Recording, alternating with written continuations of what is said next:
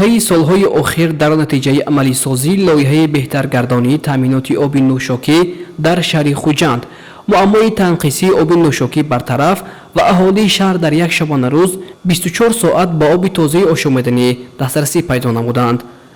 مقامات اجرایی حکومت دولتی شهر خوجند و ماموریت کارخانه واحد دولتی کمونالی خوجند آب و کانال مبلغ‌های از جانب لایحه که آن در 3 مرحله عملی گشته است مقصدناک استفاده کردند.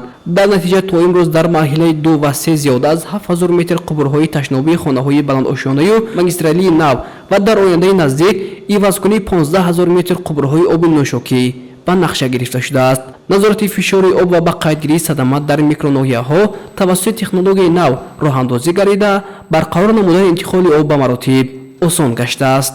امروز کارخانه واحد دولتی کمونالی خوجند آب و کانال نزد مقامات اجرایی حکومت دولتی شهر خوجند به واسطه مؤسسه ما میباشند تامینات آب نوشاکی برای اهالی شهر خوجند و قسمی ناحیه با باجانغفور تامین کرده شده است.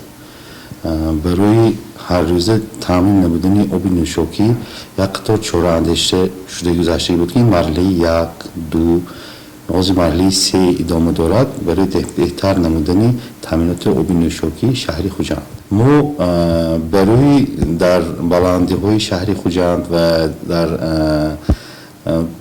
بیناهای استقامتی بلندآشیانه تامین کردن مخصوص فشار چین کنک ها در بلندی های شهرماندگی با سیستم سکادا آنلاین رژیم کار میکند. در امور دیسپیچری طرف چپ، طرف راست تجهیزات شده است. در هر یک ساعت از 5 انشاءاتی که در شهر خوجند موجود است در هر یک ساعت تشخیص گذرانده میشد. یک قسمی مبلغ‌های دور سوم لایحه برای تعمیر و تجدید و با تجهیزات معاصر تشخیصی مجهز گردانیدن تحلیلگاه مؤسسه مصرف گشته برای از تشخیص پررو گذراندن ترکیب آب نوشاکی همه شرایط‌ها فراهم آورده شده است. بنا به اطلاع مسئولین برای تعمیر و مجهز گردانی بنای تشخیصگاه $297,000 خرج گردیده است که از این به مبلغ $175,000 تجهیزات زمانوی جوابگوی استانداردهای بین‌المللی خریداری و مورد استفاده قرار داده شده است.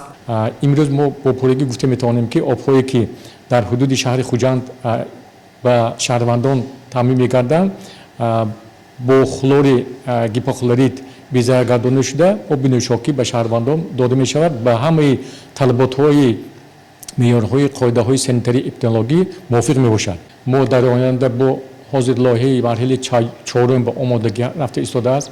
برای گرفتن از حساب مبلغ‌های گرانتی ما در نظر داریم که به این تشخیص حاضر باز از این هم بهتر زمانوی تجهیزات ها هستند که آب نوشاکی را گرفته ایستاده در همان نقطه‌ای که از همانجا گرفته می شود در همانجا معین سنجش گذراندم. توسط 2 زینه نسازهای آب بالابردار شهر خوجند با آب نوشاکی تازه تامین کرده شده در یک شبانه روز از سوی خوجه به قرغان و 22 چاه عمودی از 40 تا 45 هزار متر مکعب آب به اهالی شهر رسانیده می شود.